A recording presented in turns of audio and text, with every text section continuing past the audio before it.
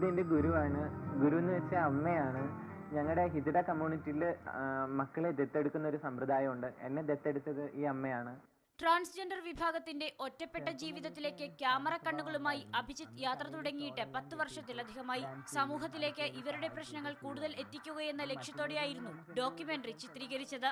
അവരെങ്ങനെയാണ് ജീവിക്കുന്നത്, അവരുടെ ജീവിതാവസ്ഥകൾ എന്തൊക്കെയാണ്, അവർ നേരിടുന്ന പ്രതിസന്ധികൾ, അവരുടെ അതിജീവനത്തിന്റെ ഒരു കഥയാണ് ഈ ഡോക്യുമെന്ററി. EMS ഭവന പദ്ധതിയിൽ ട്രാൻസ്ജെൻഡർ വിഭാഗത്തെ ഉൾപ്പെടുത്തുമെന്ന് ഡോക്യുമെന്ററിയുടെ ആദ്യ പ്രദർശനം ഉദ്ഘാടനം ചെയ്ത ധനമന്ത്രി തോമസ് ഐസക് ഉറപ്പു നൽകി. സാധാരണഗതിയിലുള്ള തുകയേക്കാൾ കുറച്ച് ഉയർന്ന തുക വെച്ച് ഈ പാർപ്പിട പദ്ധതിയിൽ ഇന്ന് കേരളത്തിലുള്ള ട്രാൻസ്ജെൻഡേഴ്സിന് വീട് ഉറപ്പാക്കുന്ന ചുമതല സർക്കാരിലേക്കുണ്ട്. സൂര്യയും ഹരിണിയുമെല്ലാം തങ്ങളുടെ ജീവിതം മറയില്ലാതെ ക്യാമറയ്ക്ക് മുന്നിൽ തുറന്നു പറയുന്നുണ്ട്. ഇതിലേതായാലും ഗിമിക്കുകളോ വേറെ ഒന്നുമില്ല. ഞങ്ങളുടെ ജീവിതം തന്നെയാണ് അദ്ദേഹത്തിന്. അതിൽ അഭിനയവുമില്ല, കൂട്ടിച്ചേർക്കലുമില്ല, ഒന്നുമില്ല. മാറ്റി നിർത്തേണ്ടവരല്ല, ചേർത്ത് നിർത്തേണ്ടവരാണ് ഇവരെന്ന ഓർമ്മപ്പെടുത്തലാണ് documentary. Media one camera person BR റോബിനാണ് ദൃശ്യങ്ങൾ പകർത്തിയിരിക്കുന്നത്.